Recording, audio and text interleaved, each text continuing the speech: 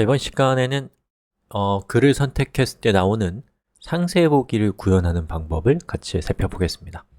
자, 상세보기는 코드상으로 봤을 때는 어디에 위치하냐면 여기 이만큼이 상세보기에 해당되는 기능이에요. 저는 이 코드를 일단은 주석으로 비활성화시키고 저 코드를 MySQL 버전으로 대체하는 방향으로 수업을 진행하겠습니다. 자, 이렇게 해서 코드가 작동하지 않도록 했고요. 자, 그 다음에 여기 있는 첫 번째 줄은 뭐예요? 글 목록을 가져오는 거죠. 글 목록을 가져오는 거 우리 처음인가요? 아니죠. 우리 홈페이지를 표현할 때 이 왼쪽에 보이는 웹페이지 보이시죠? 이 코드를 썼잖아요. 이거 그대로 재활용할 수 있습니다. 이렇게. 자, 그리고 여기 있는 걸 클릭했을 때 id 값이 무엇인지를 보세요. 예, 저 id 값은 자, 데이터베이스 상에서 봤을 때 여기 있는 id 컬럼의 값이 이 id 쿼리 스트링의 값이 되고 있죠. 그럼 우리는 이 값에 따라서 데이터를 데이터베이스로부터 가져오는 코드를 짜면 되겠죠.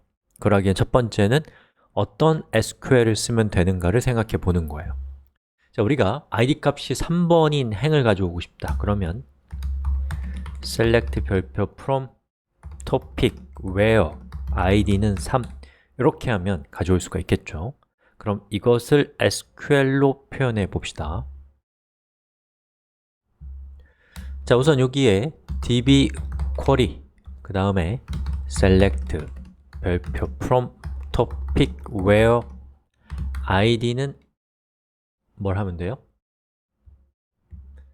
자, 여기에 있는 그 query data.id의 값을 이렇게 받아서 처리하면 되겠죠. 자, 그리고 컴마 그 다음에 값을 받았으니까 이렇게 해가지고 이 부분에는 역시나 에러가 있을 수 있으니까 error2 이렇게 하고 결과값은 topic이라는 변수에 담겠습니다. 이렇게 처리를 하면 되겠죠. 자, 그럼 어떻게 돼요? 여기 있는 이 부분을 이제 컷해서 이 안으로 옮겨놔야겠죠. 그러면 보시는 것처럼 topic 데이터를 가져온 다음에 그 작업이 끝난 후에 다시 id 값으로 topic 데이터를 가져오는 작업을 처리하면 되겠죠.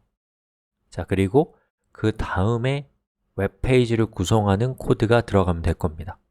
자, 근데 그 과정에서 만약에 토픽 데이터를 토픽들 목록을 가져오지 못했거나 어떤 특정 id의 토픽의 상세 정보를 가져오는 거에 실패했을 경우에는 이렇게 처리하는 걸로 이 부분은 진행을 할게요. 만약에 에러의 값이 있다라는 것은 에러가 발생했다라는 뜻이거든요.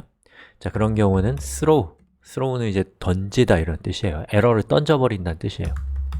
이렇게 하시면 에러가 있을 경우에 Node.js가 그 다음 명령을, 그 다음 코드를 실행시키지 않고 에러를 콘솔에 표현하면서 즉시 애플리케이션을 증지시켜요. 자, 밑에 있는 것도 마찬가지. 만약 error2의 값이 있다면, 다시 말해서 에러가 있다면 error2를 화면에 출력하면서 콘솔에 출력하면서 즉시 멈추게 하는 코드입니다. 자, 이렇게 처리가 됐고요. 일단 한번 해볼까요?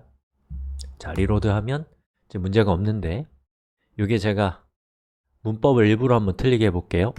select 앞에다 a를 넣어서 없는 문법을 한번 해볼게요.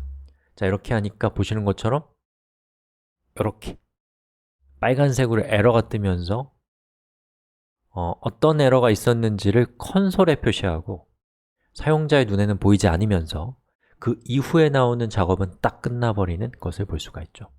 자, 다시 옛날 코드로 돌리겠습니다. 자, 됐고요. 자, 그렇게 들어온 데이터는 topic이라고 하는 그 변수 안에 담겨 있을 건데요. 우리 한번 topic을 화면에 한번 출력해 보죠. 자, 리로드 했을 때 자, 보시는 것처럼 이렇게 토픽 데이터가 들어왔고요. 그것에 대해서 title이라고 쳐보면 어떻게 되나요? 토픽 데이터는 보시는 것처럼 배열에 담겨서 들어오기 때문에 이거를 배열로서 취급해 주셔야 돼요.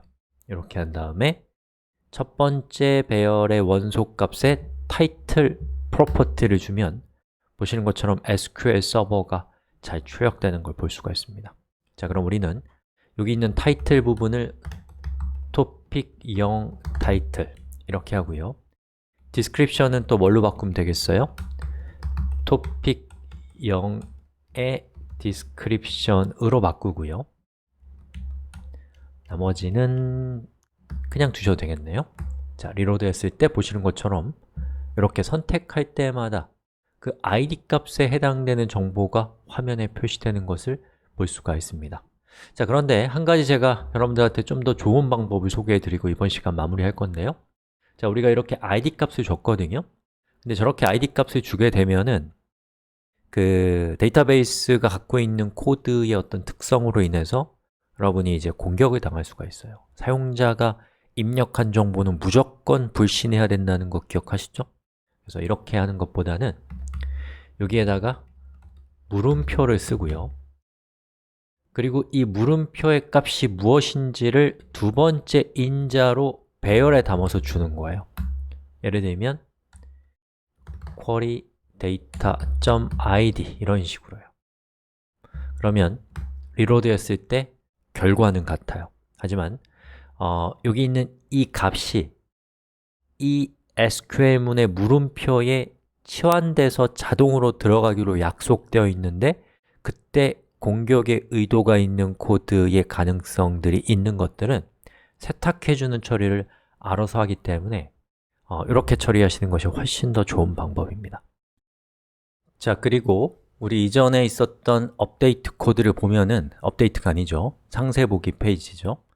여기 보면 이렇게 글 수정, 글 삭제 버튼이 이렇게 있거든요. 우리 이것도 같이 살려둡시다. 이만큼을 카피해서 여기 이 부분에 대체시켜서 이렇게 하고요. sanitize title이라는 것은 더 이상 필요 없기 때문에 query data.id로 바꿨어요. 그리고 여기 있는 이 히든 부분도 마찬가지 뭘 삭제할 것이냐라는 부분에서 query data도 역시 id로 query data id로 변경하고요. 리로드 해보시면 보시는 것처럼 글 수정 링크와 글 삭제 링크가 살아난 것을 볼 수가 있습니다. 자, 여기까지 하겠습니다.